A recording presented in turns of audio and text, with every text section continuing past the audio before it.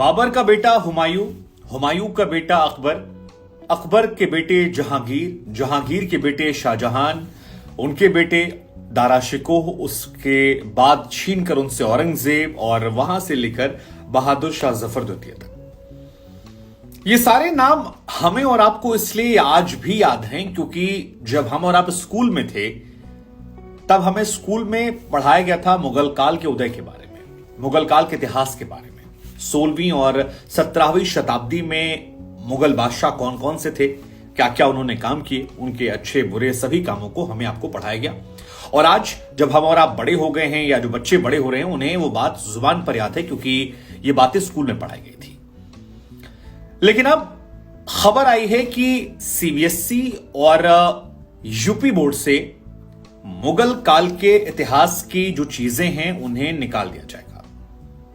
मसलन मुगल काल की शुरुआत कहां से हुई, मुगल काल में कौन कौन से बादशाह होते थे, मुगल काल में क्या क्या चीजें खास रहीं, 16वीं और 17वीं शताब्दी से जुड़ी जितनी बड़ी चीजें हैं उनको रिमूव कर दिया जाएगा कंटेंट से। और इस साल से यानी 2023-24 से जो बच्चे पढ़ाई करेंगे उन्हें मुगल काल इतिहास के बारे में कोई जानकारी नहीं होगी। एनसीईआरटी ने इस बदलाव की खबर जो है वो सार्वजनिक कर दी है और उत्तर प्रदेश में योगी सरकार ने भी इसे इसी साल से लागू करने का फैसला किया है। अब यूं तो अगर अकेले उत्तर प्रदेश की बात कर ली जाए तो मुगल काल की तमाम इमारतें जो हैं वो यहां मौजूद हैं। मसलन आगरे का ताजमहल जिससे सरकार को करोड़ों रुपए का रेवेन्यू हर साल आता है, बड़ी संख्या में दूर दराज से लोग देखने आते हैं, वो शाहजहां ने बनवाया था। फतेहपुर सीकरी की बात कर लीजिए, इलाहाबाद में किले की बात कर लीजिए, अकबर के मकबरे की बात कर लीजिए, हुमायूं के मकबरे की बात कर लीजिए।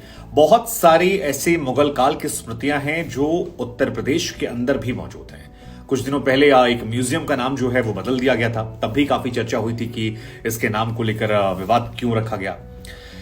लेकिन राज्य सरकार की तरफ से जो तर्क आ रहा है, क्योंकि एनसीईआरटी और सीबीएसई की तरफ से कोई ऐसी ऑफिशियल बयानबाजी नहीं हुई है, बयानबाजी जो होती है वो नेताओं की तरफ से होती है। और नेताओं की तरफ से जो बयान निकलकर सामने आ रहे हैं उसमें कहा जा रहा है कि हमें और आपको जो इतिहास पढ़ाया गया उसमें सारा इतिहास जो है वो केवल मुगल काल पर फोकस कर दिया गया। मसलन सरकार के जो मंत्री हैं, सरकार से जुड़े लोग जो हैं, उनका यह तर्क है कि आप किसी भी बच्चे को उठा लीजिए, हर 10 में से 6 बच्चा जो होगा उसे मुगल काल के बारे में सारी जानकारियां होंगी। लेकिन अगर आप महाराणा प्रताप के 3 वंशज के बारे में पूछ लेंगे कि उनके पिता के पिता कौन थे तो नहीं जान पाएंगे, या उनके बेटे के बेटे कौन थे तो आपको नहीं बता पाएंगे। और ऐसे ही बाकी भी जो महापुरुष हैं उनके बारे में भी आप पूछेंगे तो वो नहीं जानते। और इसकी वजह है क्योंकि इतिहास में उतना डीपली उनके काल को पढ़ाया नहीं गया, सारा फोकस जो था वो मुगल काल पर रख दिया गया और उस गलती को सरकार कह रही है हम ठीक करना चाहते। दूसरा तर्क सरकार का यह है कि मुगल भारत में लूटपाट के इरादे से आए थे। उनका जो मकसद था वो था कि यहां पर लूटपाट की जाए। उन्होंने जजिया जैसा कर जो है हिंदुओं पर लगा दिया था, हिंदुओं की तमाम स्मृतियों को तोड़ दिया था, जिसमें बार बार वो कहते हैं कि देखिए चाहे वो अयोध्या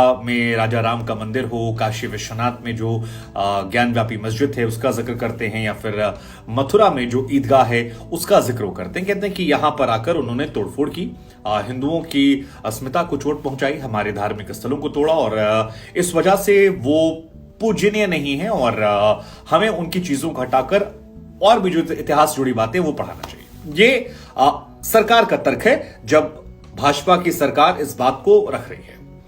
दूसरी तरफ कई लोग ऐसे हैं जो इस बात की खुलकर मुखालफत कर रहे हैं, इसका विरोध कर रहे हैं। वो ये कह रहे हैं कि आप इतिहास को नहीं मिटा सकते हैं, इतिहास जो है वो इंटरनेट के दौर में मिल जाएगा, वो किताबों में नहीं तो संग्रहालयों में मिल जाएगा। आप पुस्तकों से हटा सकते हैं लेकिन सोशल मीडिया के दौर में इंटरनेट पर, वेबसाइट्स पर वो मिल जाएगा। साथ ही वो ये भी कहते हैं कि जितना ज्यादा आप इन्हें हटाने की कोशिश करेंगे उतना ही ज्यादा लोगों की दिलचस्पी जो है वो इन मुगलों के इतिहास को लेकर बढ़ जाएगी। उदाहरण के तौर पर वो लोग तर्क देते हैं कि जैसे प्रधानमंत्री की डॉक्यूमेंट्री आई थी, उसे बैन किया गया तो बड़ी संख्या में लोगों ने देख लिया, वैसे ही धीरे धीरे धीरे धीरे मुगलों के इतिहास को लेकर लोगों की दिलचस्पी जो है वो बढ़ जाएगी। एक और तर्क जो इस फैसले के विरोध करने वाले हैं वो ये देते हैं कि आप मुगल काल के इतिहास को मिटा देंगे। मान लीजिए आपने 12वीं-13वीं शताब्दी तक का इतिहास बताया और बाबर की एंट्री के बाद से आपने अंग्रेजों के आने तक का इतिहास गायब कर दिया, तो फिर आप बच्चों को क्या बताएंगे कि ये ताजमहल जो है ये किसने बनवाया, या जो लाल किले से जिस प्राचीर से प्रधानमंत्री संबोधन रखते हैं वो किसने बनवाया था, जिनसे हम टैक्स लेते हैं, जिनको हम प्रचार प्रसार के तौर पर दिखाते हैं, कोई बड़ा आदमी आता है तो वहां ले जाते हैं। तो आप मुगलों को दरकिनार नहीं कर सकते हैं। आप अपनी चीजों को बढ़ावा दीजिए, लेकिन उनके इतिहास को आप गायब क्यों कर रहे हैं? एक वर्ग का यह तर्क जो है ये आता है। अब इन दोनों तर्कों में कुछ कुछ बातें हैं जो सच हैं, कुछ कुछ बातें हैं जो एजेंडे के तहत है। मसलन मेरी सोच से मुझे लगता है कि ये बात सच है कि मुगल काल पर इतिहास में ज्यादा जोर दिया गया। हम सबको उनकी जानकारियां ज्यादा हैं, बाकी इतिहास जो है वो थोड़ा तुलनात्मक हमने कम पढ़ा है। लेकिन यह भी सच है कि हमारे इर्द गिर्द मुगल खान पान, मुगल संस्कृति जो है उसकी गहरी छाप जो है वो यहां छूटी हुई है। और अगर आप उनके स्मारकों को अपना रहे हैं तो उनके इतिहास को आप मिटा नहीं सकते। आप अपनी चीजों को बढ़ा दीजिए, आप अपने जो अच्छाइयां हैं, आपकी जो ताकत रही, आपकी जो संस्कृति रही है, उसका प्रचार प्रसार आप ज्यादा कर दीजिए, बच्चों को ज्यादा पढ़ाइए।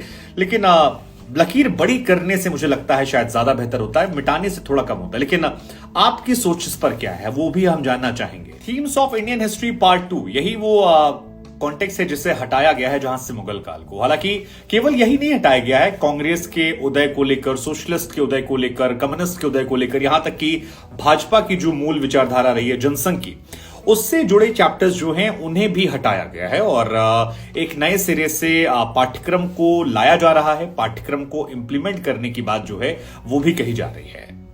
अच्छा, बड़ी बात यह है कि कक्षा 10, कक्षा 11 और कक्षा 12 इन तीनों क्लासेस में बहुत सारे चैप्टर हैं। वो कोल्ड वॉर के जमाने की बात की जाए, यूएस के वर्ल्ड पॉलिटिक्स में इंटरफेरेंस की बात की जाए, बहुत सारी गीतों को, कविताओं को हटाया गया है, जिसमें फिराक गोरखपुरी की कविता है और भी कई सारे हिंदू राइटर्स हैं उनकी भी कविताओं को हटा दिया गया है। और जहां जहां जिस जिस स्टेट में एनसीईआरटी के पाठ्यक्रम को लागू किया जाता है वहां पर यह 2023-2024 से ही लागू हो जाएगा। तो अब तो यह तय है कि ये हटने वाला है और इसको लेकर विरोध और समर्थन जो है वो दोनों आ रहा है। हालांकि योगी सरकार की बात की जाए तो योगी सरकार नाम बदलाव में भी बिलीव रखती है। आपको याद होगा कि इलाहाबाद जो नाम था वो अल्लाहाबाद से इलाहाबाद और फिर उसे प्रयागराज कर दिया गया। उसके पीछे भी योगी आदित्यनाथ का तर्क था कि पुराना नाम जो था वो प्रयागराज हुआ करता था, मुगल आए उस दौरान इलाहाबाद अल्लाहाबाद से हुआ और वापस हमने उसे रिस्टोर कर दिया। तो रिस्टोर करने की परंपरा उनका तर्क जो है। तो हमें लगा हम आपसे पूछते हैं कि इस पूरी खबर को लेकर आपकी सोच क्या है। आपको लगता है कि ये कदम सराहनीय है या आपको लगता है कि ये कदम जो है ये सही नहीं है, गलत तरीके से उठाया कदम है? आपकी इस पर सोच क्या है? और नाम बदलने से क्या बदल जाएंगी चीजें, लोग भूल जाएंगे? मुझे लगता है कि नई पीढ़ी से फर्क पड़ता है। जैसे हम लखनऊ के रहने वाले हैं, लखनऊ में हजरतगंज चौराहा है, बाद में उस चौराहे को शायद अटल चौक कर दिया गया, लेकिन लोगों की जुबान पर वही रहता है। लेकिन नई जनरेशन जो आती है, अगर इलाहाबाद एग्जांपल ले लीजिए, इलाहाबाद में अब जो बच्चे पैदा हो रहे हैं वो प्रयागराज कह रहे हैं। पिछली जनरेशन जो है उसकी जुबान पर इलाहाबाद ही है। आप हिंदू हो, मुसलमान हो, किसी भी धर्म से आते हो, आपकी जुबान पर इलाहाबाद है। लेकिन आज से 50 साल बाद जो बच्चे पैदा होंगे शायद उनकी जुबान पर प्रयागराज रहेगा, क्योंकि कॉपी में प्रयागराज लिखेंगे, बस स्टेशन, रेलवे स्टेशन, हर जगह प्रयागराज रहेगा। तो वो जो फ्रेंडली होंगे शायद वो प्रयागराज से होंगे और यही शायद उनकी सोच है कि पुरानी चीजों को रिस्टोर किया जाए। लेकिन जो दूसरा तर्क आ रहा है कि आप नाम बदल सकते हैं लेकिन उनकी स्मृतियों को कैसे मिटाएंगे आप, या उनके भी नाम बदल देंगे आप?